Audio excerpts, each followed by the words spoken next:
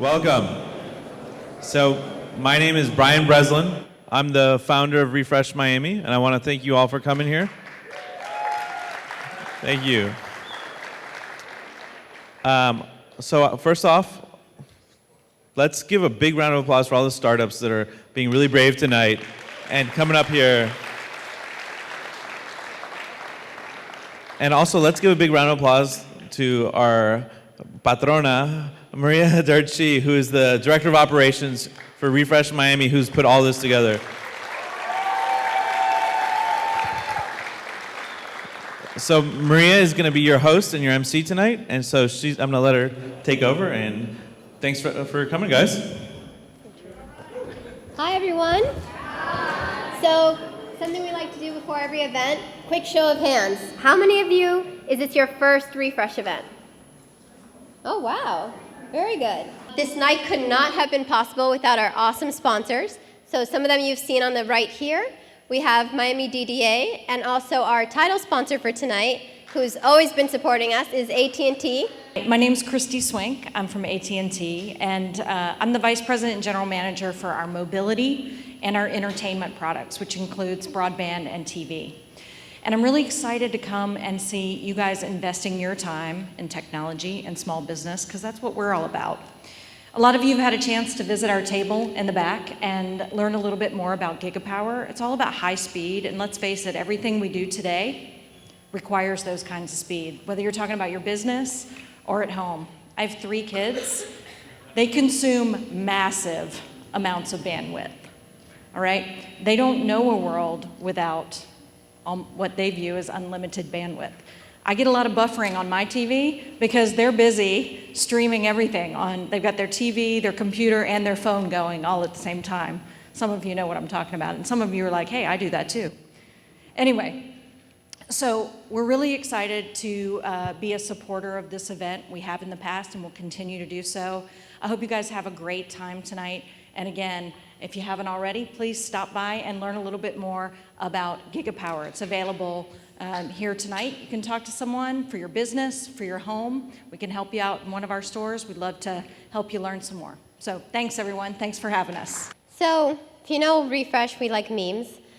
So before the event, as you all saw, we're doing a bit of a networking game to force some of you who are a little bit more introverted to talk to each other. And what we're raffling off tonight as part of that is a Microsoft band, as well as a snazzy little t-shirt and a hat, which none of us are wearing tonight because it doesn't look good on me. But so I just pulled out the card. Carlos Vasquez.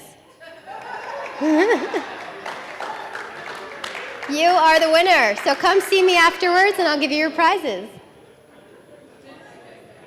So I want to thank all the judges tonight. One of these pictures is not accurate. She sent her husband instead. But we want to I'll introduce you to Brian Burkeen, if you want to stand up and say hi. He is the founder of Startup Kairos, based down here. We have Derek, co-founder of Code Fever and Black Tech Week. We have Marco Giberti from Vesuvio Ventures. And Wilmer Sarmiento from Open English. So big round of applause for them. Some of tonight's prizes. So AT&T, again, our awesome sponsor, has graciously donated a $500 Amazon gift card to the first place winners.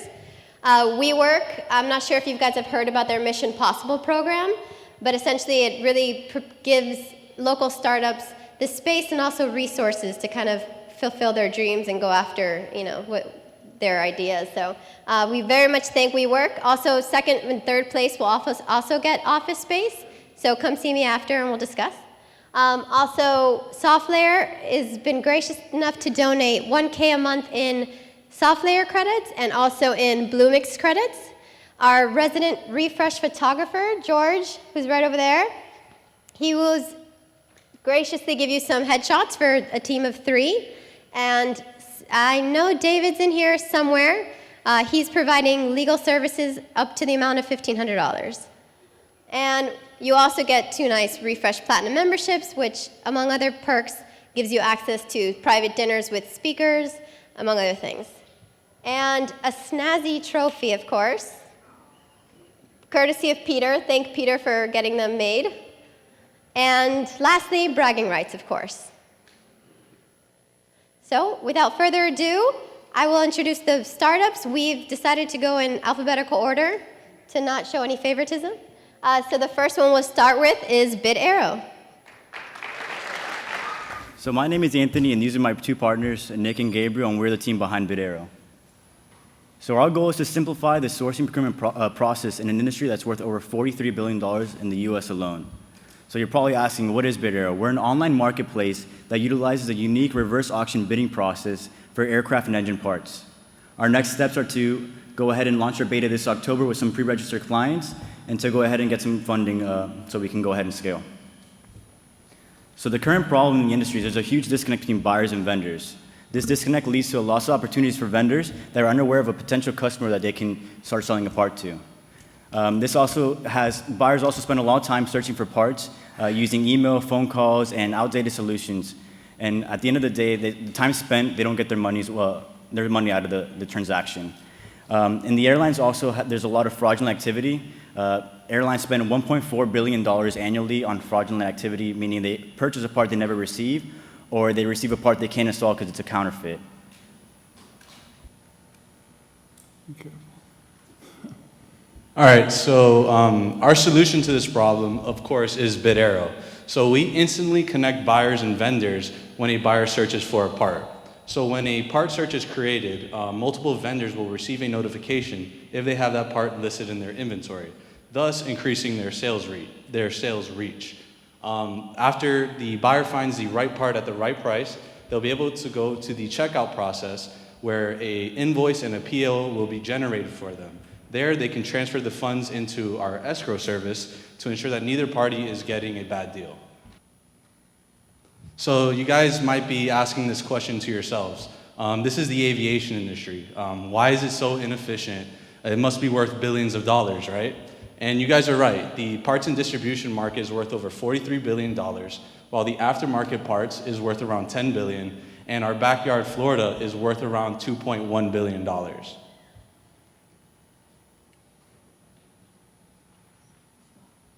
So here we see a pretty cool map that shows all of the aviation and aerospace companies that are located in the state. We've already been able to take advantage of this by meeting with vendors and buyers face to face to really understand their pain points. So here's how it works. You'd log in from our homepage, and let's say I'm a vendor. I'd first have to upload all of my inventory to the site. Under the current opportunities, I could see all the parts that I have in stock that are currently being sourced on the market. In an auction, I can see all the bids that have already been placed, and if it looks like a good opportunity, I could place a bid at a margin that I feel comfortable with. Now from the buyer's side, they'll receive a notification once a bid has been placed in their auction. In the auction, they can review all the bids that have been placed with the proper documentation. Now in the industry, documentation and condition of a part is extremely important, which means the buyer might not always go for the lowest price. When he's ready to check out, he'll confirm his shipping details and enter his company's purchase order number. At this point, a custom purchase order will be generated, and then it's the vendor's turn to confirm their final cost and generate an invoice. Now, before a vendor sends the part to the buyer must send the funds to the escrow account. When the buyer receives the part, he must approve that the part was in the as-described condition for the funds to be released to the vendor. This ensures a secure transaction between both parties. So unlike our competition who charge a monthly subscription fee, whether their product is even valuable or not, we charge a transaction fee to the buyer every time they make a purchase. So as the price tag of the transaction increases, the service fee percentage decreases. This also allows suppliers to upload their inventory and receive automated sales leads free of charge. So BitArrow is the only solution that offers online payments and an escrow service. Our popular competitors like ILS and Locatory basically serve as directories where buyers can find suppliers who have the part that they need, but they still have to end up calling them and emailing them to set up all of the payment and shipping information. Currently, companies are using 5, 6, maybe 7 different tools. We don't want BitArrow to be the 8th. We want it to be the one and only tool that they use and they need. So for our go-to-market strategy, it consists of 4 separate steps. Our first step is to go ahead and leverage any existing contacts we have here in a local market in Florida. Our next step is then to go ahead and to reiterate our product based off of the feedback we've gotten from early adopters. Our next step after that is to go ahead and to start our door-to-door marketing campaign here in Florida with the 300 vendors and repair shops that we currently have here in the market. All right, as a team, we've all known each other since grade school. We all went our separate ways for college and studied different fields. Anthony's had over 6 years experience in an aircraft engine leasing company, and me and Nick have worked at Fortune 100 companies, being FedEx and Disney. Thank you all for Thank you. listening. Thank you.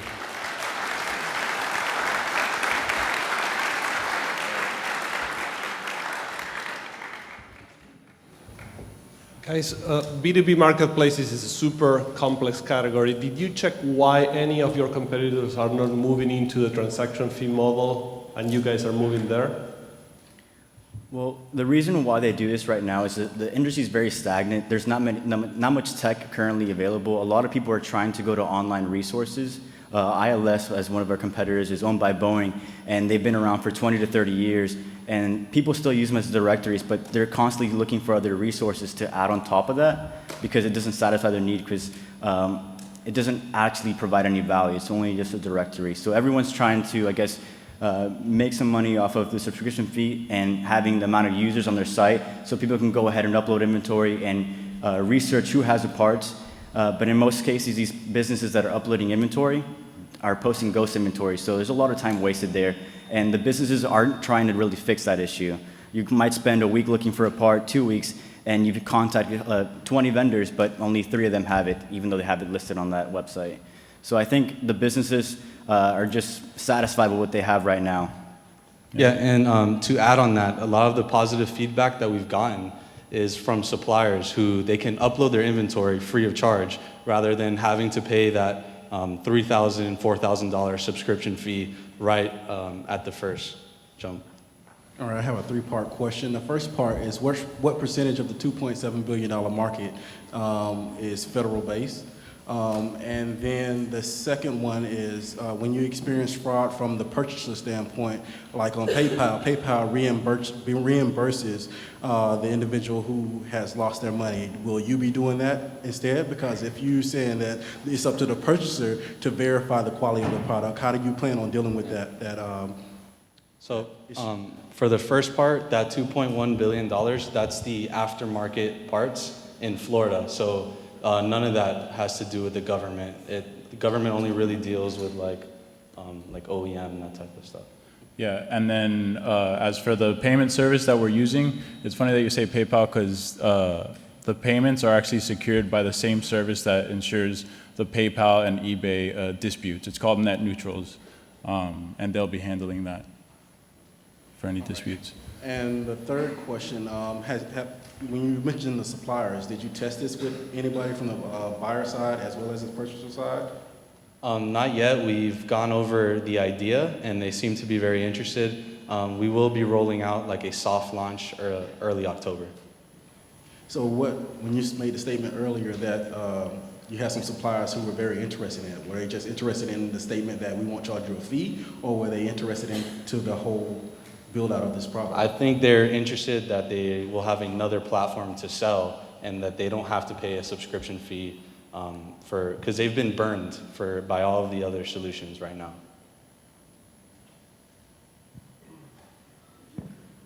Thank you. Next up, help me welcome Citizen.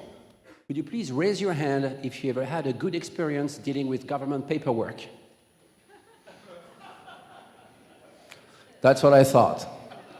Citizen aims to change that. So the experience we have in the US today dealing with government is not really what you could expect from such a big country, right? I'm going to give you a couple of interesting facts.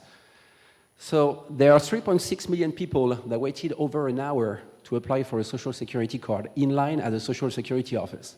And that's not even to get the actual card, it's just to apply. The IRS estimates that to obtain an EIN number, it takes approximately 10 hours. And if you need help along the way, you may have to stay 37 minutes on hold on the phone to get help. And that's not even during busy season. This problem applies to 9,249 forms in the US. And if you combine all the time spent filling out those forms, it represents a $282 billion market. And the bad news is, it's getting worse. In 2004, the time on hold with the IRS was 2.5 minutes. In 2015, we're talking 37 minutes, and 57% of the call are not even answered, which means you stay on hold forever. People need help, and today Citizen is the solution. Citizen is your master interface to file any government form in one click. So with Citizen, you get one platform to fill out, submit, and organize all your government forms, dedicated agents that can help you in less than 15 seconds, intelligent questionnaire that asks you questions that apply only to you and your situation. So we omitted all the information that is useless. And finally, you can apply on your tablet, on your phone, by text, or over the phone with an agent in 15 seconds, not 37 minutes. So where we're standing today. So we've had 310,000 customers, paid customers, and 1.6 million users. And it all started 3 years ago when Katie and I, my co-founder who's right here, tried to apply for an EIN number on the IRS website. And it was on the weekend, and the website was closed because it was the weekend. I repeat that, the website was closed on the weekend. So me as a tech guy, I tried to figure it out. Okay, a website that closed on the weekend, how come? And the best explanation I could come up with is the IRS hired employees from Monday to Friday to be on bicycle all day to generate energy for the servers. And on the weekend, employees go home, therefore on the website. Anyway, this is wrong. We need to do something about it. So Citizen has the technology to build forms at lightning speed. And the more forms we add on our platform, the more the customer lifetime value increase by cross-selling. But what makes Citizen really unique? A billion-dollar company and a big barrier to entry, the solution, data recycling. Which means if you fill out one form with Citizen, the next one you fill out, because we recycle the data you already gave us, it makes the form a lot simpler to fill out and save you time, frustration, and makes Citizen your main platform for anything government-related. But we don't plan on stopping here. We plan on opening our platform for other third parties to leverage our tools to build their own forms. And they can leverage our data so their customer can save time when they fill out their forms. At the end, Citizen become your digital passport to transact any personal business seamlessly. Next year, we plan on going global. We're already working with South Africa, as our technology can adapt to any country which has decent internet penetration, credit card processing, and of course, a government. So just to show you, just so you know, our goal at Citizen today is to make that people will never have to fill out a form again in their life. And we're going to make this happen in Miami. So just to show you what Citizen is all about, I'm going to show you a video of our last product we released, which is the FAFSA. So who filled out a FAFSA here to get financial aid?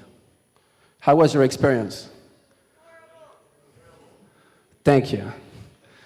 So let me tell you what you think about this. Was getting into my dream college easy? No. Ugh, those all-nighters writing a term paper? Miss Moore's inconvenient pop quizzes? And of course, all that drama. Then there was Mom, always reminding me to apply for student financial aid. I mean, you need a degree just to understand how to apply for FAFSA. The site is clunky, the questions take forever, and when calling for support, it seems like nobody knows the answers to my questions. That was until Mom showed me Citizen. Citizen is revolutionizing the way we interact with complicated government applications like FAFSA. An intelligent questionnaire adapts as you go so that you're only answering questions that apply to you and your situation.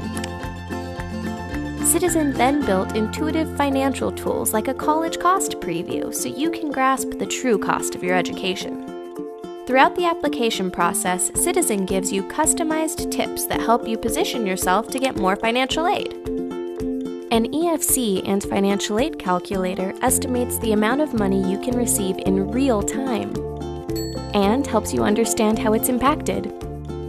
If you have siblings, Citizen connects the whole family into one account so you can save time filing and see the big picture.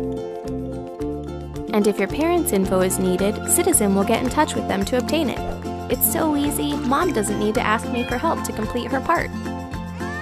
So whether on a computer, mobile, or tablet, Citizen makes student financial aid simple. Which is great, because now I'm busier than ever. Start for free now at citizen.co, the simplest way to get your FAFSA done right. So you can try our app on citizen.co, and you can file a FAFSA on your mobile phone, which is quite interesting. Thank you so much. Great presentation. Thank you. We all hate forms. Quick question. So you talked about how you have agents to help people.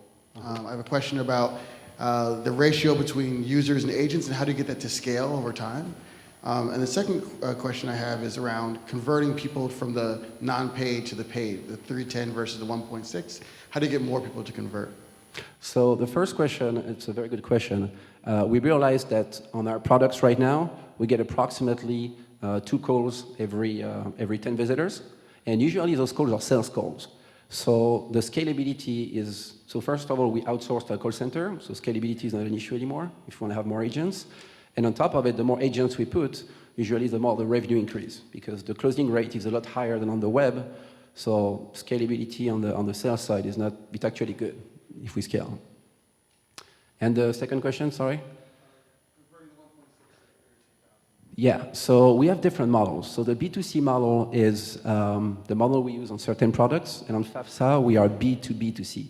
So on the B2C model, people fill out the form, and if they are happy with the form, the way it looks like, they can submit their credit card information, and then we file it for them once they submitted it. Competitive landscape, who are your main competitors? How big are those guys? Are they funded? So that's a very good question. So the competitive landscape is divided in 2 parts.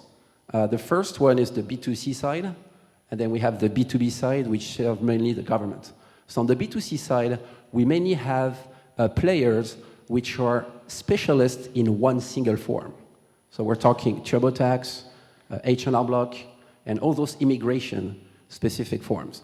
But in the US, there are 9,249 forms, and the rest, nobody took care of them. And that's why Citizen is here today.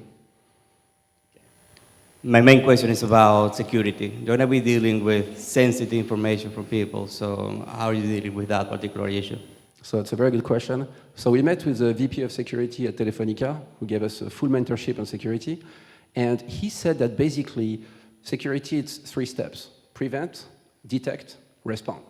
And we made sure at Citizen that every step is handled properly by an IT specialist that is specialized in security. And we set up processes for each of those 3 steps to ensure that we can answer in case we get a breach. Okay. And who are these 90 specialists, and like, do they work for a specific firm? And which firm is it? Like, what's the track record of that partner that you're talking about? So right now, this is an internal team. And in the future, we'll probably definitely use a firm that is specialized in that to be able to help us out, definitely. All right. Could you give us a little bit more information on like the security structure? Like, do you have honeypots, and what's the structure of your security? So right now, everything is in the cloud, AWS. We set up the usual firewalls. We make sure we test potential XSS injection, cross-scripting, those kind of things on the website to make sure that nobody can get in. But our stage, we're only 45. We try to do our best with what we have. So that's what we're doing. But in the future, we definitely plan on invest a lot more in security. Going back to your competitors, sure. Big names over there, and you mentioned Correct. that you also want to go international next year. Yes. And you have big plans expanding into other verticals as well. Correct. How are you going to do that? So what's great with our technology is, and thanks to AWS as well, is it's very easy to go in another country. And we actually built a form builder. So basically, we can ship any new form really quickly that will create a citizen product very fast. And once we have the technology ready, we're going to be able to ship forms very fast, and scalability won't be an issue, so we'll be able to focus on other things at the same time, especially other countries. Sure. Thank you, everybody. Next up is Coach HQ. Hello, everyone. My name is Juan Bermudez, and I'm one of the co-founders of Coach HQ. And what we're doing is that we're helping health and fitness professionals scale their business. And the reason that this is an issue is that in the health, if you're a coach or if you have a gym, you have a list of issues that are really impeding you to grow. First one is I have split shifts. We all go to the gym in the morning or pretty much after work, and in the middle of the day, these coaches are idle. Communication, coaches use different ways if they even communicate with their clients. So they basically use Facebook, text messaging, email, and that really breaks down when you try to grow from 20 clients to 50 clients to 100 clients. And because you can't scale, you have to up your prices so you can make a living off your profession, excluding a lot of people. You can't really get a personal coach for $30 a month. You have to shit out maybe $200, $300. And coaches that really don't engage with their customers tend to have churn. Those people abandon, they don't see the value of the $200 or $300 that they're paying this coach, and they leave.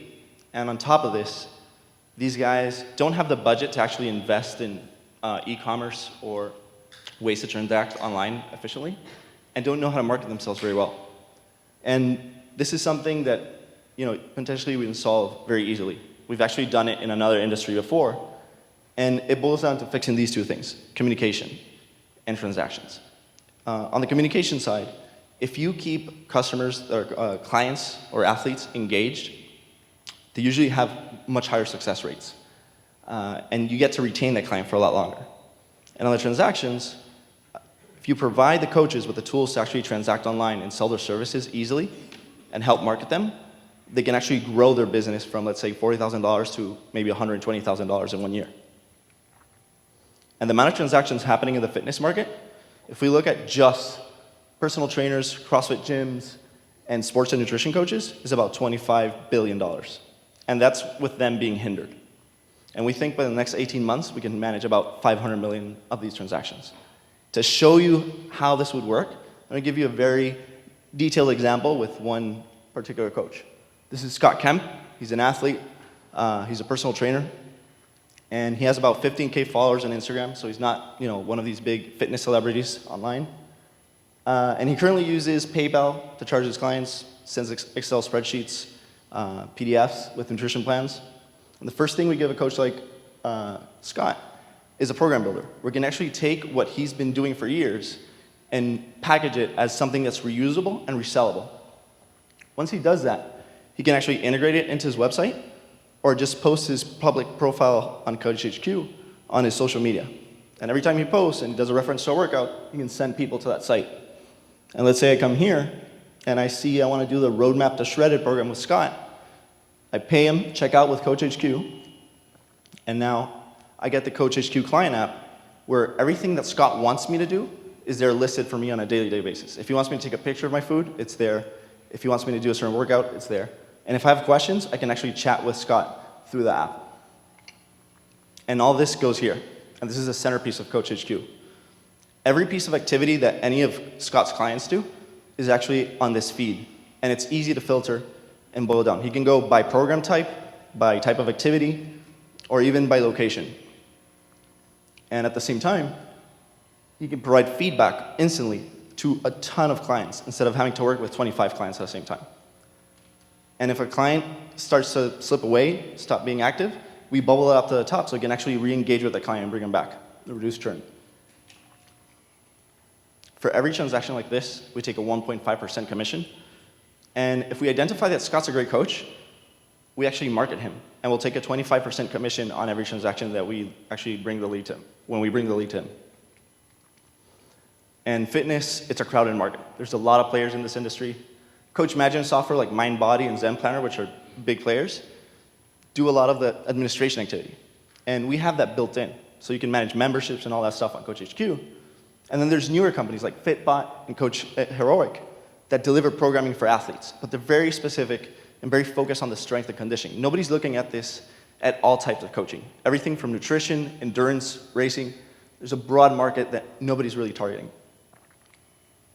And we think that me and Francisco, the co-founder, a good team to do this. We've actually known each other for more than 12 years. We competed, we actually know ourselves, we know each other from sports. We've been on both sides of the problems. We've been coaches and we've been athletes. And we have backgrounds in tech. We both build product, have background in digital marketing.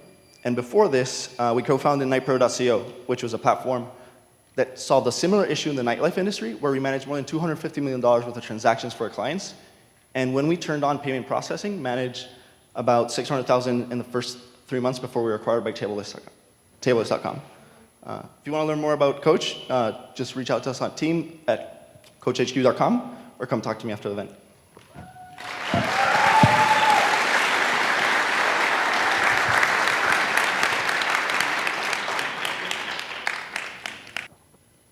Which is your current traction? We started building a month and a half ago. We'll be launching to our first set of local clients in about a month. We have clients lined up that include, we're focusing first on CrossFit gyms that provide basically a higher amount of revenue per client that we acquire, just because they have, on average, 200 members, and we take a rip off of every membership. And celebrity. And we're following a strategy that we followed with Night Pros, which we found key players in the industry and really hounded them to get them as clients. Once we got those key celebrities or key clients in the market, they really became just word of mouth for us. So in our previous startup, we actually never invested in marketing. Our clients were actually almost all inbound, just because of the referrals and the client roster that we had at the beginning. It feels like you have a lot of features that I was thinking about what you should say, and then bam, you said that. Is it through user discovery? Is it from your solving your own problem? How did you get to this point? So part of it is user discovery. We've worked closely with elite Olympic powerlifters that train people remotely. We've worked with gym owners. I used, like in 2009, 2010, was an intern at a CrossFit gym, a long time, even though it doesn't look like it now. And talking constantly to customers. And when we did Night Pro, we didn't know anything about nightlife. I don't go to nightclubs. My co-founder doesn't either.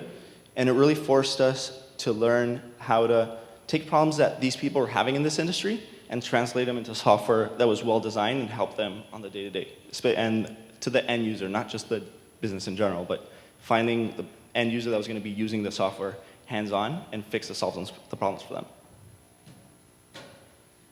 Right, help me welcome DocuVital. Okay, good evening, everybody. My name is Joel Brown. I'm the CEO and co-founder of DocuVital. DocuVital is the TurboTax for end-of-life planning. So right now, US employers have a huge problem. They lose $100 billion a year due to absenteeism and low productivity after an employee loses a loved one or a family member. And why is that? Because on average, over 100 tasks need to be completed after someone dies. And that ranges from finding and closing bank accounts, credit cards, claiming life insurance benefits. And in fact, we're working with a family now whose father had been paying on a life insurance policy for 20 years. As he got older, he forgot to renew the annual premium. He died 3 months later, and the family lost out on $350,000. And this is a common problem that happens all the time. There's another big problem.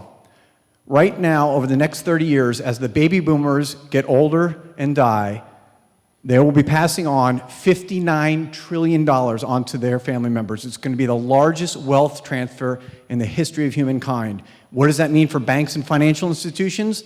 All that money and all those clients are going out the door to the family members behind, and that means they're losing clients and losing a lot of business.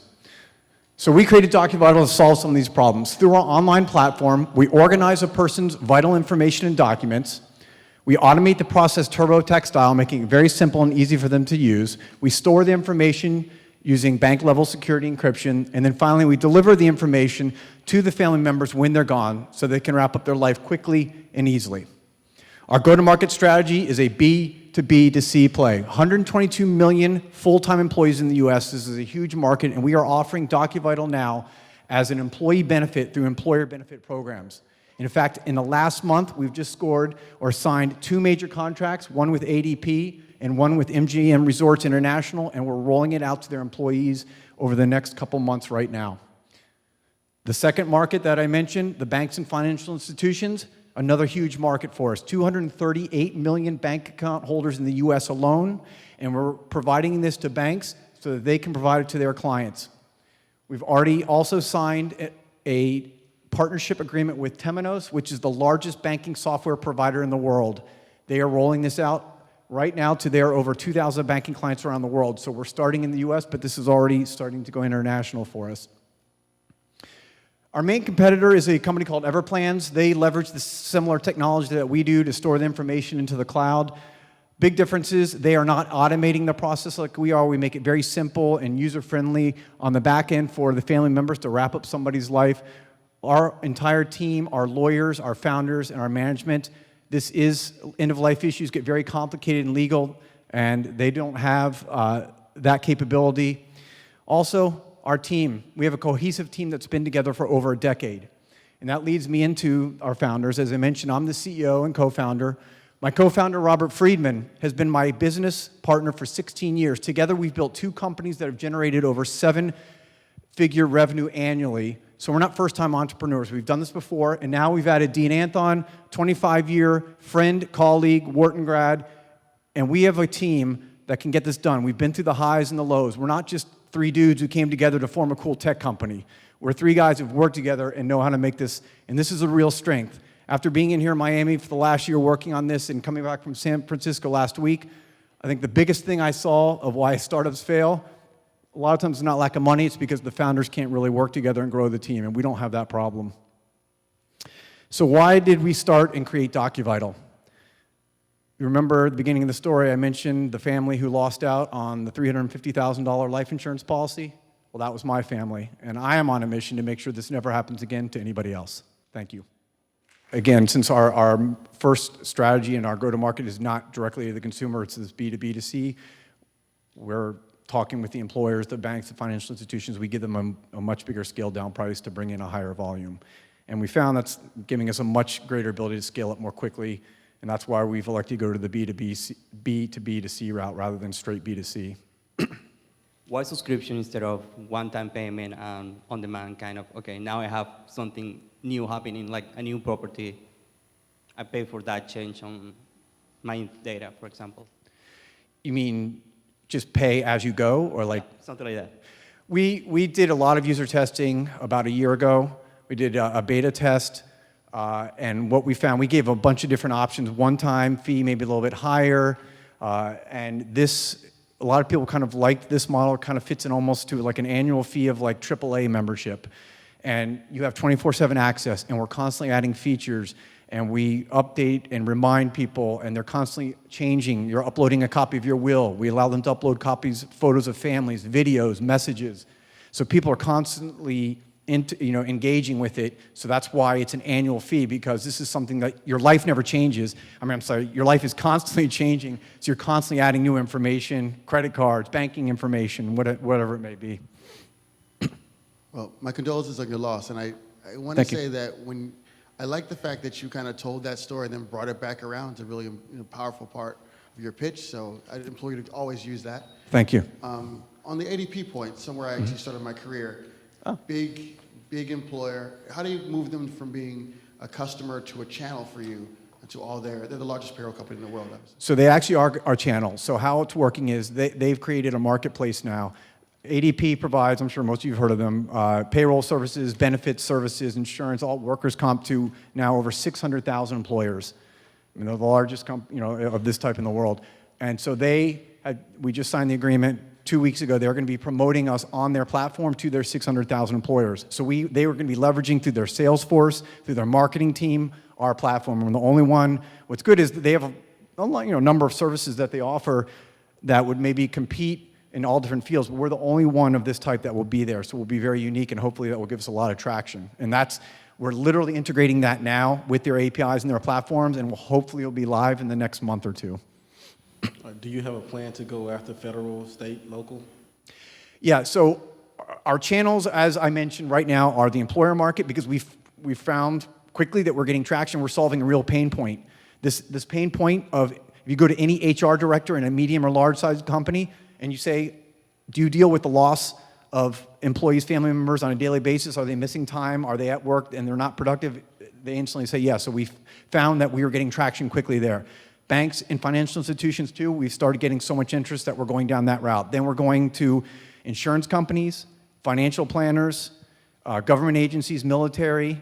Again, these are things that are prevalent on their mind. And then attorneys also who maybe work in the probate and estate planning fields. How many active customers do you have? Individuals? Individuals, what we did is earlier this year, we signed up direct consumers about 200. And then that's when we decided to pivot to this B2B to C model. And again, literally just in the last month, we signed up the ADP MGM, which has about 75,000 employees. And we're now implementing out to them now. We're also about to sign I can't mention who they are, but one of the largest employers in Miami-Dade County is going to be rolling out next month in their open enrollment. So it's now just starting to get that traction, and we should be revenue positive by year end. Thank you. Okay, thank you guys. Next up is Mulan. Thank you, Maria. And everyone's in luck tonight because I was just talking to Banana Man over there. Banana Man, raise your hand. Let's hear it for Banana Man. So Mulan is going to donate a month of Banana Man's product if you can answer me this question. So tonight we had Papa John's Pizza, right? Who knows the tagline for Papa John's Pizza? What? Yes. That's right. Better ingredients, better pizza, Papa John's. And how do you know that? You're killing me. You're killing me. She used to do delivery for Papa John's. Well, all right. Well, I'm going to answer the question. So how many people have seen Papa John on TV? A lot of you. That's because the commercial airs all the time, along with 800 411 Pain and car dealerships. And that's what I'm going to talk to you about with Mulan. And so I got to know how commercials air on TV really well. And it's really archaic, as you can envision. Like, these TV stations have been around before most of you were born. And so they're running off a server in the basement with cobwebs on it. And so I got to know these systems really well. And they're offline systems. And so these were my clients. My clients were NBC, Gannett, and I'm still cherished enough to have these companies as clients. And they were losing business. And that's a problem, because if your customers lose business, what happens next? They're gone. So I said, well, how can we help my customers keep their customers? So enter Mulan. And Mulan does exactly this. It tracks the Papa John commercial, or in my slide, it's tracking a Procter & Gamble Crest commercial. So envision that you saw a commercial for $5 off your next pizza when you text Refresh Miami to Papa John's. A lot of you would probably get the $5 coupon. Well, this is exactly what we're doing for companies via the TV station, is we're tracking commercials, and we know that a Crest commercial aired, say, 8 minutes apart on these 3 networks. And then what we're doing is we're listening for all the reactions, whether it's go to crest.com, whether it's text bright teeth, whether you just go to Google and kind of you type in Crest. Maybe you go to Crest's Facebook page. Well, we're going to listen for all of those reactions within an 8-minute window of those 3 commercials. And then we're going to say, well, that commercial cost $500, but 500 of you chimed in somehow. Well, Procter & Gamble is going to be very happy, and now Procter & Gamble knows the return on investment of their $500 commercial, $1 per acquisition. That's the magic number we're looking for, because that number is comparable if they advertise online. And these companies like Procter & Gamble are going online because they can calculate their CPA, cost per acquisition, henceforth their ROI, very easily and very transparently. On TV, it's a total crapshoot. They just pay the TV station, and they're like, what happened? No one really knows.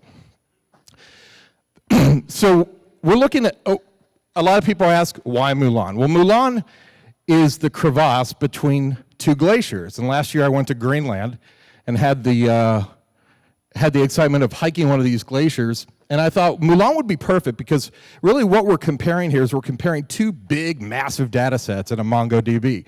We're comparing the timestamp of every commercial, And we're comparing all the timestamps for all the text messages and all the Google Trend searches and all the Facebook likes for Crest. And we look at them, we add them together, we overlay them atop each other, and we come up with the Mulan score. And this score not only tells us that each customer cost us $1, but it tells us very, very valuable planning information for next quarter in 2017 for Procter & Gamble to say, what's the best network? Is it Fox, or is it CNBC, or is it A&E? What time of day is best to advertise in, and what call to action is best for my demographic? And on the left, you can see a screenshot of Mulan software, and we can see how much money is spent to buy how many commercials and how many text messages, phone calls, hashtags were beckoned by that. And then the Mulan score provides a very easy, almost like Zagat rating FICO score version to quickly tell the advertiser what's best. Is it CBS or NBC? There's 13,000 ad agencies in the United States, and these ad agencies will be our customers. They spend $48 billion in traditional media. Traditional media is TV and radio compared to digital. We do have some traction with some local ad agencies in South Florida, and they're just salivating for this because really there's nothing like it. There's a plethora of software in the digital realm to say, oh, if you drop 10 grand on Google AdWords last week, here's what you got. There's nothing like this for TV, and it's because TV still runs off the server in the basement at the TV station. Our traction is 4 ad agencies in South Florida, and recently we've also signed 4 broadcasters because they want to add this to their reporting, so more advertisers are inclined to advertise on radio when they get metrics like these. So the end goal, our quasi-competition is Nielsen and ComScore. They measure eyeballs. We actually measure reaction, which is why Mulan precisely measures reaction to TV and radio commercials. Thank you very much. You talked a little bit about MongoDB. Tell me a little bit more. It seems like a lot of data. How do you manage that, and what's your team like? Oh, we can't go back? We're locked up. That's okay. I mean, basically, we want to be available to any advertiser that wants to pay our subscription fee. It's a monthly recurring subscription based on how many campaigns are being tracked. We went to a MongoDB because it scales a lot better than MySQL. MySQL was just getting bogged down because literally there's 225 DMAs or markets in the United States, and in each one of those there's over 200 channels that have commercials. So it's just an insane amount of line items, and it's very important for us that we when there's an inbound reaction, say a coupon request, we want to look back X minutes, whatever Procter & Gamble, whatever Papa John says is reasonable, to see how many commercials were airing in that market at the time. And so in order to do that, we needed a super fast database, and Mongo provided us that. Pricing is, our minimum price point is $750 per month, which we've, initial feedback is too low, to speak frankly. It works out to be $150 per campaign per month. So for most agencies, we're going to look at an annual return of about 40 to 50 grand per agency. Actually in Latin America, so I just wondering if we can use this tool with Air TV and Pay TV in Latam. Yeah, I mean, that's a perfect question, especially in Miami. And the beauty of this is that there's actually 2 softwares that power TV commercials globally, and we're already integrated with both of them. So from a data standpoint, we can already do that because from our perspective, we're just looking at numbers. And those 2 softwares are going to be the same, in Latam that they are here in North America. Did you try to measure second screen as well? Did you make any experiments around that? That's a great question. A lot of the software that gets our data is also starting to count second screen. It's called wide orbit. And so they're starting to count second screen. As we bring in digital metrics into our platform as well, we will definitely count that. So the answer is we're in process with that. All right, thank you so much. All right, thank you. Last, certainly not least, we have VAR Dragons.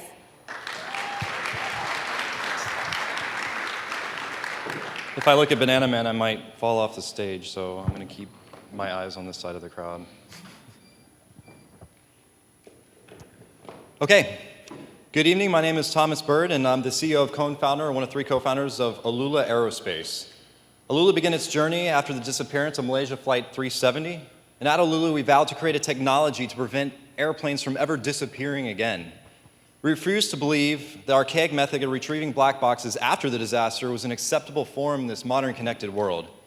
Why don't aircraft broadcast their black boxes in real time to the ground? Well, because until now, the expensive infrastructure based on satellite technology and large antennas spread around the world has just been too costly. Like many other up-and-coming movements, such as Uber, Weather Underground, Alula aims to leverage crowdsourcing to collect this data and finally make it affordable to stream valuable black box data from planes to the ground to the end users who need it the most in real time. But first, we need a network, an affordable crowdsource network. Stay with me. Enter VAR Dragons. Virtual Augmented Reality Dragons, a mobile application game where you can catch, train, and even duel dragons.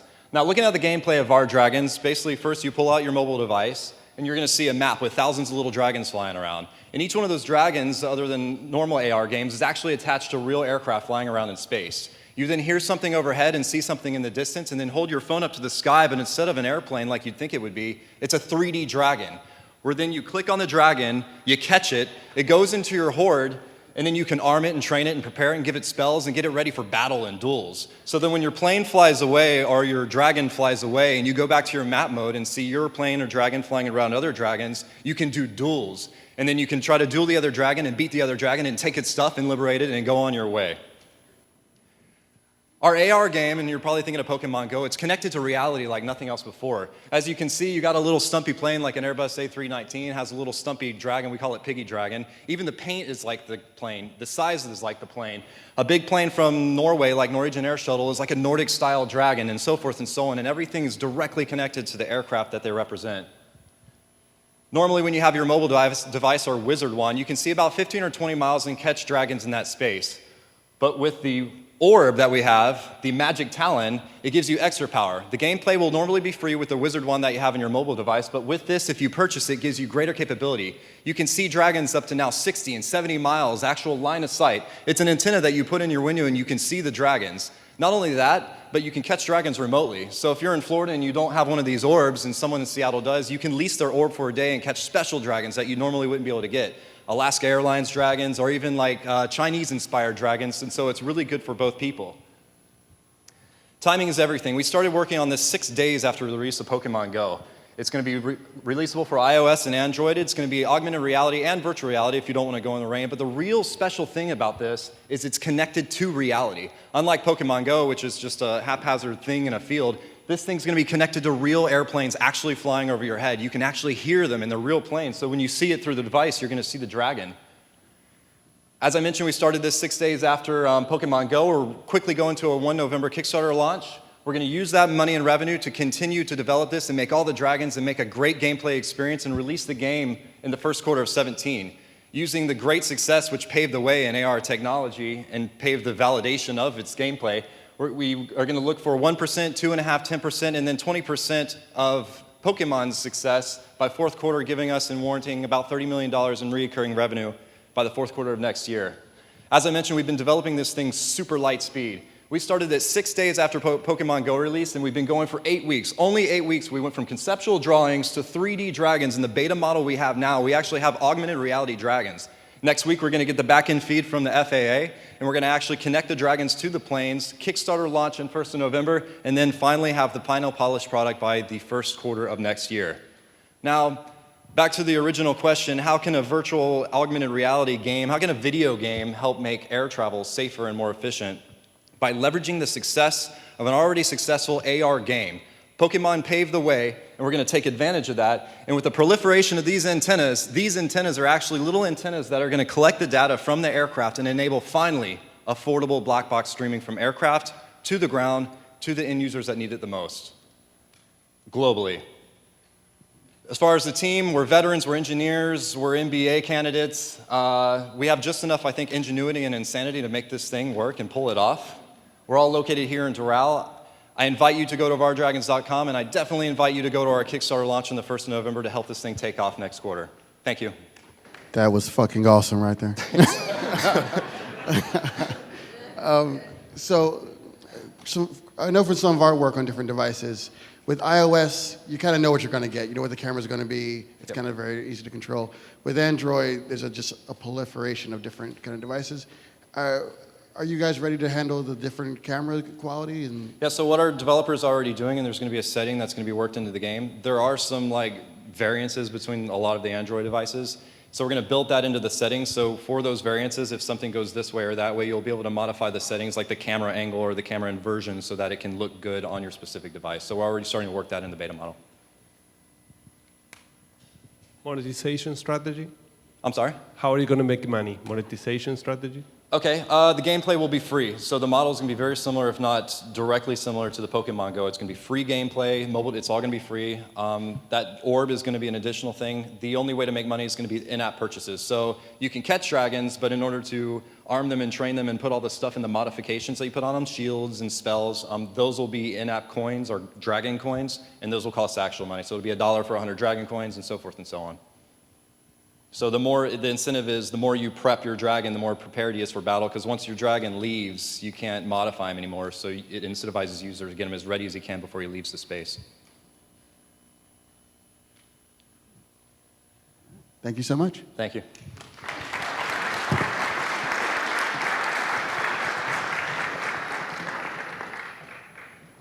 All right, one more round of applause for all of the great startups.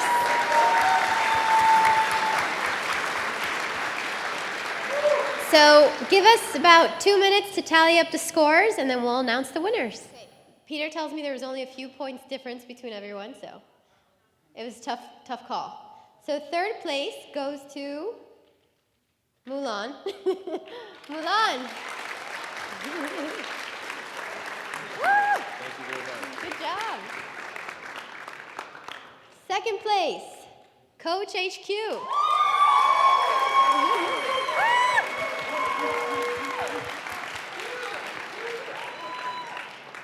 And last but not least, first place goes to Citizen.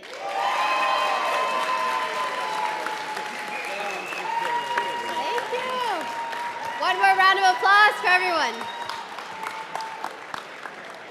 And a special thanks to our judges again and our sponsors.